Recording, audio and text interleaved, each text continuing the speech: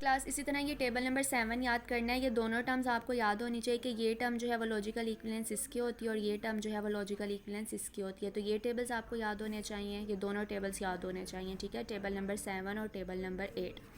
इसके बाद यहाँ पे डी मॉर्गन्स लॉ को अगर nth प्रपोजिशन हम लें उस तरह डिफ़ाइन किया हुआ है कि लेट्स सपोज जो हमारे पास पहला डी मॉर्गन लॉ था वो था कि P डिसजंक्शन Q की जो निगेशन है वो होती है निगेशन P और निगेशन Q।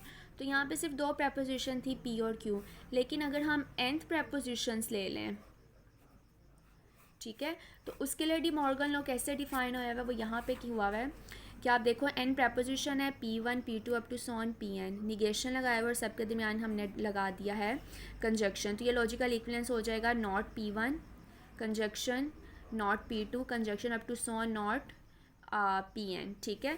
और इसी तरह सेकंड डी मॉर्गन लॉ जो है उसको उन्होंने डिफ़ाइन किया हुआ है।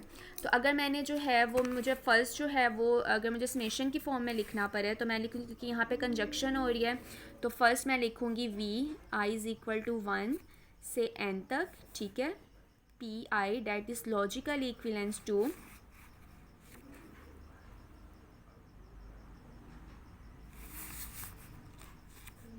Conjunction I is equal to 1 to n, ठीक है। और ये आपके पास आ गया निगेशन Pi, ठीक है। और क्योंकि ये वाली टर्म के बाहर भी निगेशन है तो आप इस टर्म के बाहर निगेशन डाल के इसको इस तरह से लिख सकते हो इस फॉर्म में, ठीक है। तो जब आपके पास nth प्रपोजिशन है और आपने उसको कंबाइन करके लिखना हो तो आप इस तरह से लिख सकते हो। यहाँ पे डिसजंक्शन था तो मैंने डिसजंक्शन का सिंबल डाला, यहाँ पे कंजक्शन था तो मैंने कंजक्शन का सिंबल डाला।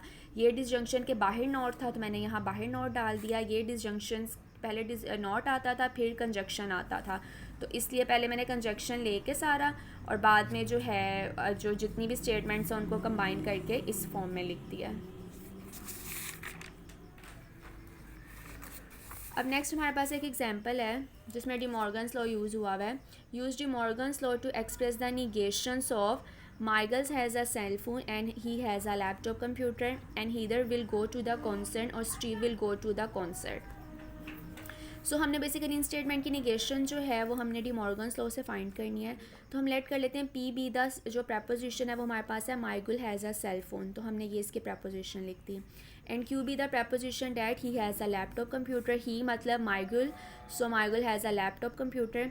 Then Michael has a cell phone and he has a laptop computer, जो कि ये फॉर्म दी हुई है। तो अगर हम उसको प्रपोजिशन कंपाउंड प्रपोजिशन की फॉर्म में लिखें क्योंकि एंड आ रहा है बीच में, तो हम उसको इस तरह से रिप्रेजेंट करेंगे P जो है आपके पास conjunction Q by the first law of De Morgan, क्योंकि जो फर्स्ट लॉ आपके पास डी मॉर्गन का होता है वो ये होता है ना निगेशन, क्योंकि हमने इस स्टेटमेंट की हमें निगेशन चाहिए। तो डी मॉर्गन्स लॉ से ये हमने बाहर स्टेटमेंट डाल दी, निगेशन जब डाली तो ये वाली जो निगेशन है वो आपके पास इक्विवेलेंट होती है, लॉजिकल इक्विवेलेंट होता है वो negation P disjunction negation Q, ठीक है। ये टर्म जो है वो इसके लॉजिकल इक्विवेलेंस होती है।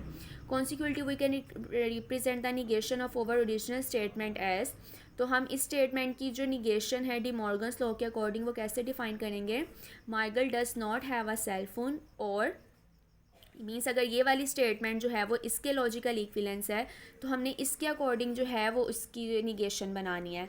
So Michael does not have a cell phone और he does not have a laptop computer. इसी तरह हमने लेट कर लिया आर हमारे पास, अब हमने ये वाली प्रपोजिशन ली कि Heather will go to the concert, और एस हमने प्रपोजिशन ले ली Steve will go to the concert. Then Heather will go to the concert और Steve will go to the concert, जब हम इसको कंपाउंड प्रपोजिशन में लिखेंगे तो वो इस फॉर्म में लिखी जाएगी आर डिसजंक्शन एस।